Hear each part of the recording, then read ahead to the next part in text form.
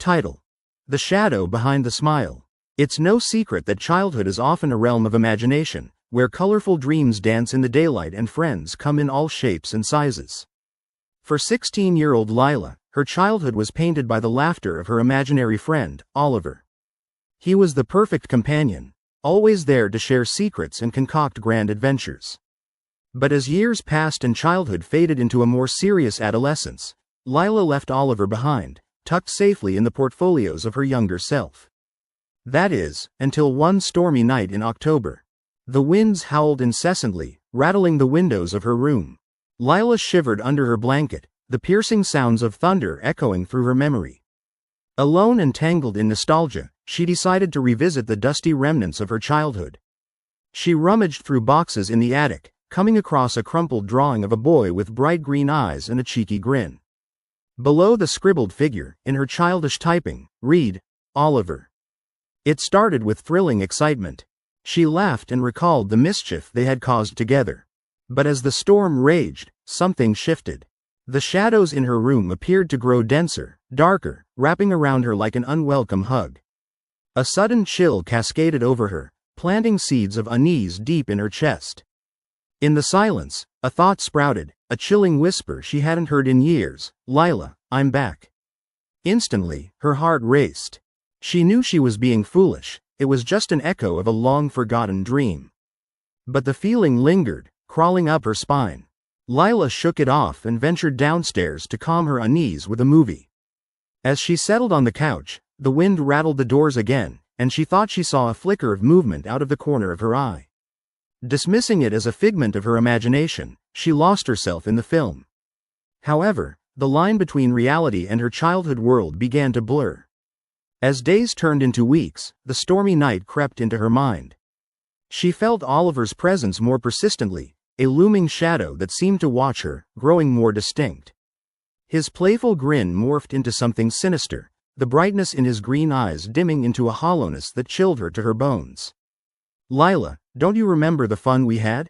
He would whisper late at night when she lay awake. There's so much we could still do. As Halloween approached, Lila found herself increasingly anxious. No longer was Oliver the sweet figment of imagination. He was something else entirely, something dark, something angry. One night, while she was cleaning out her closet, she found an old glove, dusty and frayed.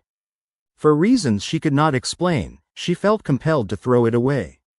As she took it to the trash, she heard Oliver's voice, now malicious, echoing in her head, "You can't get rid of me."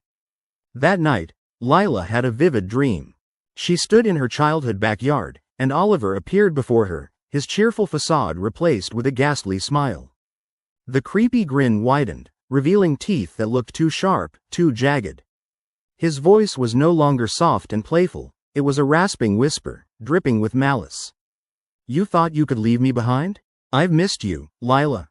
Feeling a surge of panic, Lila turned to run, but he lunged forward, cold fingers wrapping around her wrist. "You're mine again, and this time, we're going to have so much fun pranking your friends," he hissed, his eyes burning with dark amusement. Lila woke up gasping, heart pounding. She jolted upright and looked around her darkened room. Everything seemed in order. Yet, as she got out of bed, she felt his presence lurking in the corners, whispering taunts with every step she took. Tears stung her eyes, and she promised herself it was just a product of her imagination, until the next day. Her friends began to act strangely around her. Kate, her best friend, confided that she had been hearing whispers in the halls. "Lila's hiding something," they taunted. One by one, her peers distanced themselves, distrust clouding their eyes whenever she walked by, just as Oliver had predicted. Desperate, Lila confronted Oliver late one night. "What do you want from me?" she shouted, tears streaming down her cheeks. There was a long silence, followed by an eerie laughter that seemed to echo from everywhere and nowhere all at once. "I don't want anything, Lila. I just want to play." Frantically, Lila decided enough was enough. She rummaged through her childhood belongings in search of the shreds of innocence that she had abandoned all those years ago. She found the drawing, the laughter, and the spark that had brought her joy. It was time to confront the shadow behind the smile. With a trembling hand, she picked up the drawing and tore it in half. "You were my friend, but you're not anymore. I'm done playing your games.